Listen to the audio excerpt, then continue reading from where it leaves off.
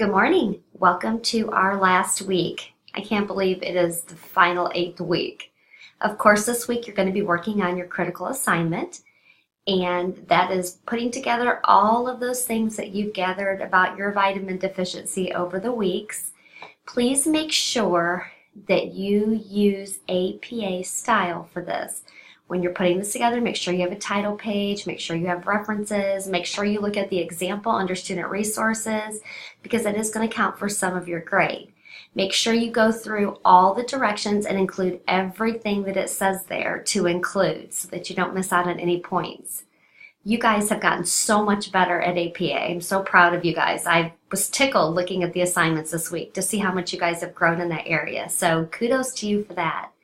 I want to leave you with a scripture. It's one of my favorite scriptures.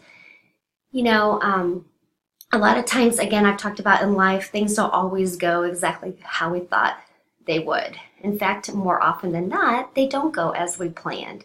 And especially if we're followers of Christ, we're left kind of scratching our head thinking, why didn't that go the way it was supposed to go?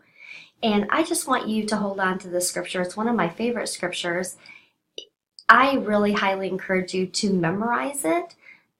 I think that the more scripture we have memorized, the more strength that we have to get through those difficult times and to hold out for those things that God has for us and God has planned for us eventually. But let me read this to you. It comes from Proverbs 3:5-6, and it says, "Trust in the Lord with all your heart and lean not to your own understanding, but in all your ways submit to Him, and He will make your path straight."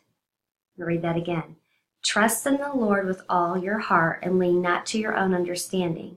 In all your ways submit to Him, and He will make your path straight. So even though we don't understand it, God asks us to trust Him. And by trusting Him and submitting our will and our wants to Him and saying, God, this is all in your hands. I don't understand it. I'm going to lean on your understanding.